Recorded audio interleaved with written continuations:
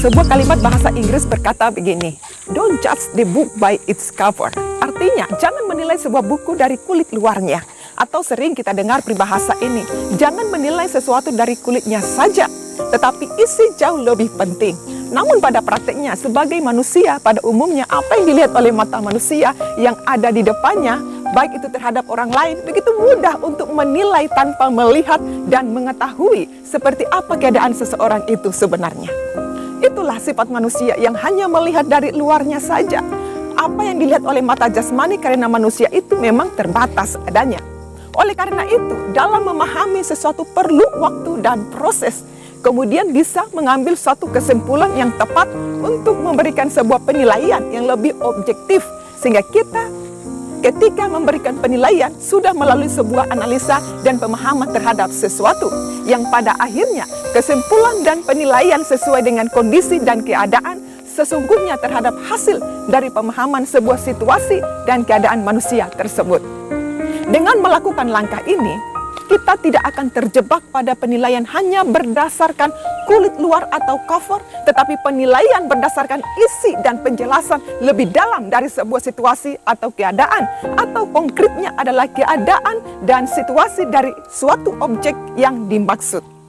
Sahabat setia Tuhan, pertanyaan untuk kita renungkan, apa yang kita pikirkan atau bayangkan jika kita mendengar atau menyebut kata Allah? Tentu ada beragam imajinasi atau pemikiran tentang Allah. Yang pasti, semua yang kita pikirkan dan bayangkan tentang Allah tidak dapat menggambarkan siapakah Allah itu sebenarnya. Ilmu teologi mempelajari tentang Allah, tetapi sampai kesimpulan tentang kemahakuasaan Allah, bahwa Allah itu tidak dapat terselami dengan konsep pemikiran manusia. Hal ini tepat seperti yang dikatakan firman Tuhan dalam Roma pasal 11 ayat 33. Oh, alangkah dalamnya kekayaan, hikmat dan pengetahuan Allah. Sungguh tak terselidiki keputusan-keputusannya, dan sungguh tak terselami jalan-jalannya. Salah satu penulis buku yang terkenal yaitu Billy Graham menggambarkan pikiran manusia tentang Allah itu ibarat seseorang Indian yang tinggal di pegunungan dan untuk pertama kali dalam hidupnya ia melihat samudera raya.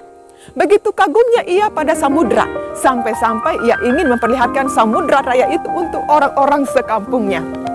Tapi bagaimana caranya? Ia lalu mengambil kendi tempat penyimpanan airnya, lalu memasukkan air dari samudra itu ke dalam kendinya untuk diperlihatkan kepada orang sekampungnya.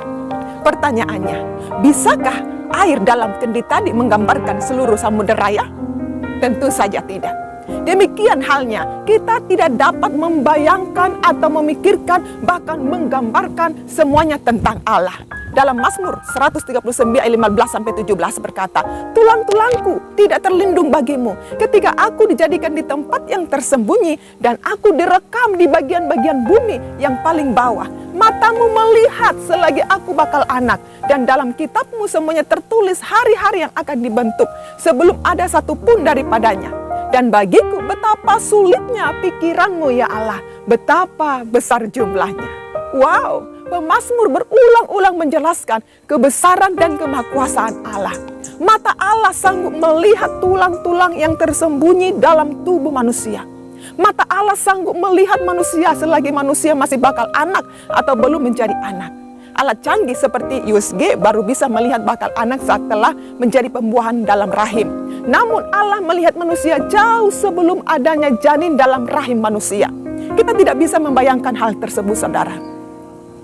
Bukan hanya itu, mata Allah bisa melihat masa depan kita sebelum kita menjalaninya.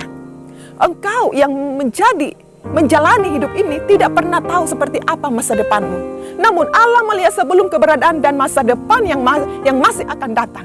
Allah memiliki master plan atas setiap ciptaannya yang mulia, yaitu saudara dan saya. Amin. Itulah Allah yang kita imani. Kita menjalani hidup ini bukan atas perencanaan kita sendiri. Sekalipun kita mempunyai banyak rencana dan rencana masa depan, namun rencana Allah lah yang akan terlaksana dalam hidup kita.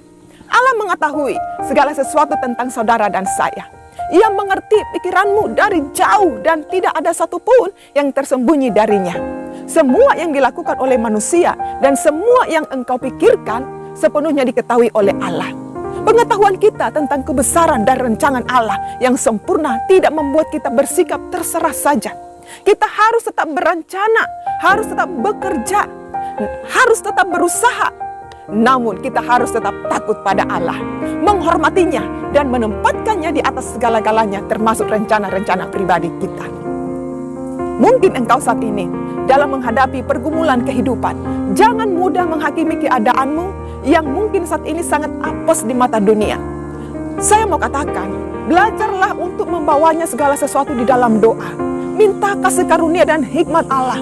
Saat engkau terus melekat dengan Tuhan, perspektifmu akan diubahkan sehingga engkau tidak melihat segala sesuatu dari keadaan kulit luarnya saja. Engkau tidak perlu takut gagal. Sekalipun engkau gagal dalam rencanamu, namun rencana Allah bagi hidupmu, masa depanmu, atau keluargamu tidak akan gagal. Amin.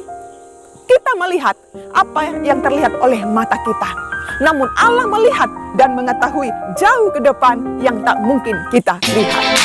Tetap semangat, Tuhan Yesus memberkati.